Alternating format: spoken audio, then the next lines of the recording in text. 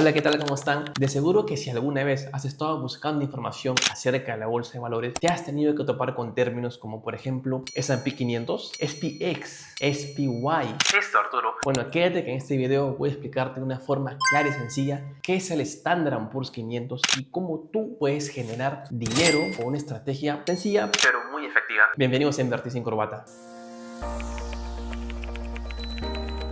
Bueno, para poder entender esta estrategia, vamos a repasar algunos conceptos básicos, como por ejemplo, qué es el Standard Poor's 500, qué es un índice bursátil y qué es un ETF. Vayamos con la explicación. El Standard Poor's 500, que básicamente cotiza o se resume con las siglas SPX, es básicamente el principal índice bursátil de Estados Unidos. Ok, me queda muy claro, pero Arturo, ¿qué es un índice? Un índice es básicamente una medida que resume el comportamiento de cierto grupo de datos. Por ejemplo, tenemos el IPC, que es el índice de precios de consumo, que lo que hace es mide la inflación de un país. Tenemos, por ejemplo, el índice de confianza al consumidor, que lo que hace es mide el optimismo o el pesimismo de las personas respecto a la economía de su país. Y también tenemos, por ejemplo, el índice o la tasa de desempleo, que bueno, básicamente es muy claro, mide la tasa de desempleo de un determinado país, ¿no? A lo que voy es que un índice mide cierto grupo de datos. Ahora, la pregunta surge de lleno, ¿no? ¿Qué es o qué mide el Standard Poor's 500? Y básicamente el Standard Poor's 500 mide el rendimiento de las 500 empresas más grandes que cotizan en la bolsa de Estados Unidos. Cuando hablamos bolsa de Estados Unidos nos referimos básicamente a dos, que es básicamente la NSY, la bolsa de Nueva York, y la bolsa Nasdaq, que también está en Estados Unidos. Entonces, este índice reúne o mide a las 500 empresas más grandes de Estados Unidos. Por ejemplo, tenemos acá una imagen,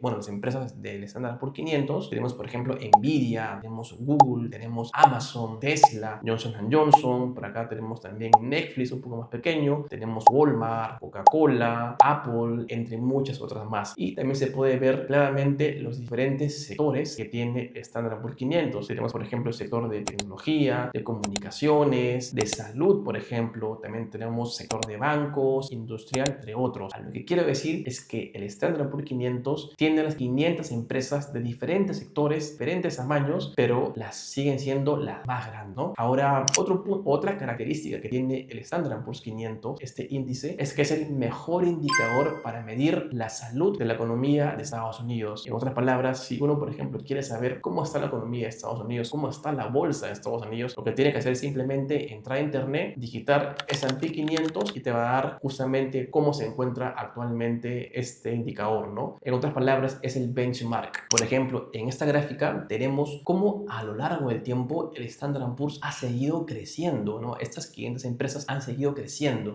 Por ejemplo, en los últimos 10 años, el rendimiento acumulado de este índice ha sido de 255%, lo que significa que en promedio anual el rendimiento ha sido 13%. Obviamente, acá no estamos descontando la inflación. Si descontamos la inflación, podríamos estar hablando en promedio alrededor del 10%, cual es bastante frente a rendimientos como por ejemplo depósitos de plazos que te pagan entre 3-4% muy bajo. Y también importante esta gráfica que a pesar de que hay caídas en determinados años, el Standard Poor's ha continuado creciendo y va a continuar creciendo. Para entender esta estrategia, el otro punto importante que debemos conocer qué es un ETF. Entonces, un ETF es básicamente, de acuerdo a sus siglas, es Exchange Trade Fund, que es un fondo de inversión en el cual agrupa distintos tipos de activos. Pueden ser, por ejemplo, acciones, pueden ser bonos, pueden ser oro, la plata, criptomonedas, lo que sea, ¿no? Lo bueno de un ETF es que te permite diversificar. Y al igual que una acción, un ETF también cotiza en la bolsa de valores. ¿Cómo nace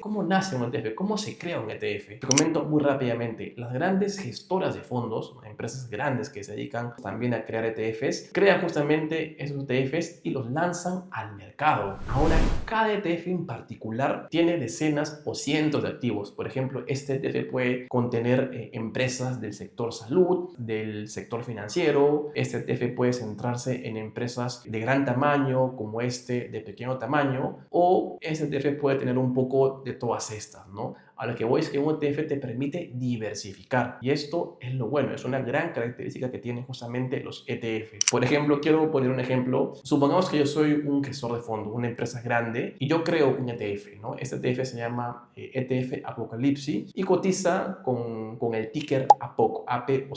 Ahora, este ETF tiene, por ejemplo, estas empresas. Obviamente son empresas ficticias. Tenemos, por ejemplo, Umbrella Corporation, que es una empresa dedicada a la biotecnología. Tenemos Skynet, una empresa dedicada a la inteligencia artificial.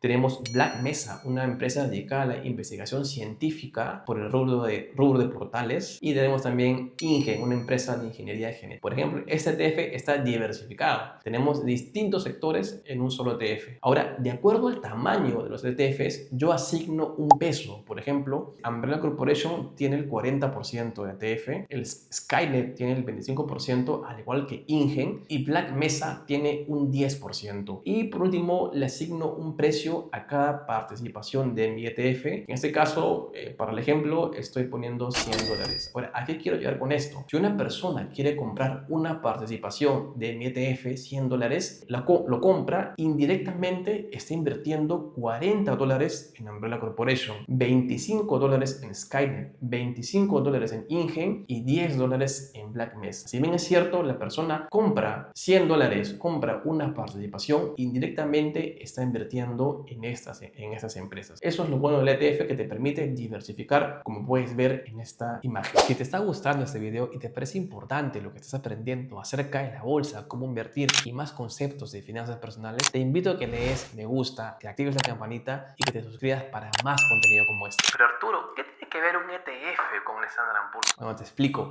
Así como hay ETFs que seleccionan de forma específica ciertos activos, también tenemos ETFs que se dedican a replicar o a seguir el comportamiento de un índice en particular, Como lo es el Standard & Poor's. Estos son los famosos ETFs indexados. Veamos. Por ejemplo, en esta lámina tenemos 3 ETFs que replican el comportamiento del Standard & Poor's. Por ejemplo, tenemos por un lado State Street, que ha creado el SPY. Tenemos Vanguard con su ETF VOO y BlackRock con su ETF IVV. Ahora, lo importante es que estos ETFs sí puedes comprar. Tú no puedes comprar un índice como el Standard & Poor's 500, pero sí que puedes comprar ETFs que replican el comportamiento de este índice. La pregunta surge la siguiente, ¿no? ¿Qué ETF compro? ¿El SPY, VOO o compro el IVV? Siguiente gráfica te lo explico. Acá he hecho básicamente un resumen, he agregado un ETF más que es el SPY-M. Vayamos con la explicación. Tenemos 4 ETFs. El gestor de fondo que los ha creado, por ejemplo, tanto el SPY como el SPY-M, los ha creado State Street, mientras que ya vimos estos dos, ¿no? Cada uno Vanguard en el caso del VOO y BlackRock en el caso del IVV. Una de las características importantes es el costo de mantenimiento anual que tienen estos ETFs. Por ejemplo, el SPY es el ETF más caro. Anualmente te está cobrando el 0.09%. Luego tenemos estos ETFs que son un poco más baratos. En el caso del SPY-M, 0.02%. En el caso de VOO también el mismo porcentaje. Y en el caso del IVV, un poquito más caro, 0.03%. Sin embargo, sigue siendo más barato respecto a este SPY. El otro punto importante es la liquidez. ¿Qué tan líquido es un ETF? Que básicamente, mientras un ETF es líquido, te va a permitir comprar y vender de forma muy rápida. Por ejemplo, acá te muestra el promedio de las transacciones que ha tenido el ETF en los últimos 10 días, siendo obviamente el más líquido el SPY con unas transacciones totales de 48 millones en 10 días. Luego tenemos estos tres que en realidad, si bien es cierto, son líquidos, pero no son tan líquidos como es el SPY, ¿no? El SPY-M tiene 13 millones, el VOO con 6 millones y el IVV con 5 millones. Entonces, ¿cuál es el más caro? El SPY. ¿Cuál es el más líquido? Es el SPY. Entonces, tiene sus ventajas. La pregunta es la siguiente: ¿cuál debo comprar? Y eso va a depender de la estrategia que tú sigas. Tenemos por un lado el trading y por otro lado la inversión, ¿no? Si tú buscas comprar y vender en el corto plazo, estás hablando de trading, ¿no? Que es justamente especular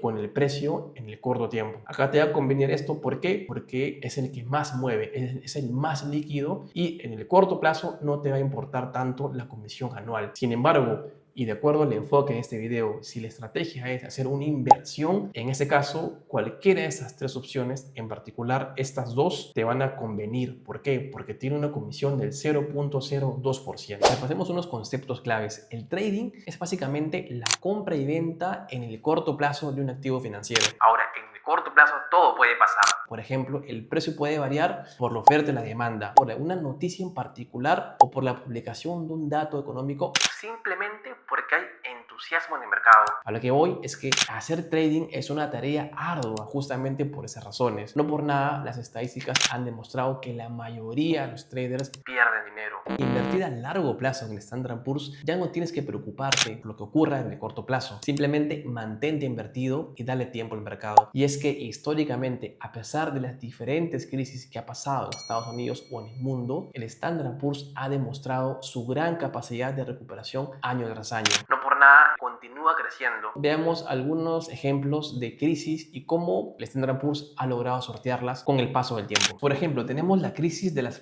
.com, donde muchas empresas del rubro de internet están sobrevaloradas. Entonces, en el rango de estos años 2000 y 2002, el Standard & Poor's cayó un 21%. No obstante, años después logró recuperarse. Por ejemplo, tenemos también la crisis financiera, ¿no? Donde muchos bancos quebraron en Estados Unidos, en especial en el año 2008, ¿no? Ese año cerró con 38%. Si tú hubieras comprado y vendido en el corto plazo, hubieras perdido quién sabe cuánta cantidad, pero en particular en ese año tuvo una contracción en el mercado del 38%. Luego, ¿qué más tenemos? La crisis del COVID-19, ¿no? Donde la máxima caída fue aproximadamente en el mes de abril. Ese año el mercado logró recuperarse debido a los estímulos mundiales que hubo, ¿no? Luego tenemos también la inflación post-COVID, ¿no? Con una contracción del mercado al final del 2022 del 19%. Entonces, ¿a dónde quiero ir con esto? Que a pesar de las distintas crisis que ha tenido el mercado de Estados Unidos, la bolsa de Estados Unidos en general, como por ejemplo las .com, la crisis financiera, algunas tensiones comerciales en Estados Unidos y China, COVID-19, la inflación post-COVID, o simplemente porque Trump lanza comentarios o amenazas en función o respecto a aranceles. A pesar de todas estas crisis, por así decirlas, el mercado de Estados Unidos, en este caso el Standard & Poor's 500, ha continuado creciendo. Entonces, eso es muy importante que entiendas, ¿no? El mercado nunca va recto, siempre va sube, baja, sube, baja, sube, baja, o puede bajar dependiendo del ciclo económico, pero al final siempre va a terminar subiendo. Esto es clave porque si inviertes en el largo plazo, recordemos que en promedio, como lo ha demostrado, estás ganando un 13%, quitando inflación un 10%. Para sacar conclusiones claves, el Standard & Poor's no invierte en una sola empresa, sino invierte en las 500 empresas más importantes de Estados Unidos. Lo interesante de este índice es que no se queda para siempre con estas empresas. Si, por ejemplo, una empresa deja de ser representativa o no cumple con ciertos criterios para este índice, simplemente sale el índice y entra la que sigue. hace 20 o 30 años, Algunas de las empresas que conformaban el Standard & Poor's hoy en día ni siquiera están aquí. Y es que este índice incorpora a las 500 empresas más representativas de cada época. Por eso, invertir en este índice a través de un ETF sigue siendo la manera más eficiente de poder minimizar el riesgo en la bolsa. Y es que invertir a largo plazo ha demostrado históricamente muy buenos resultados para los inversionistas. Te invito a que le des me gusta a este video, que te suscribas al canal y nos vemos en la siguiente. Chao, cuídate.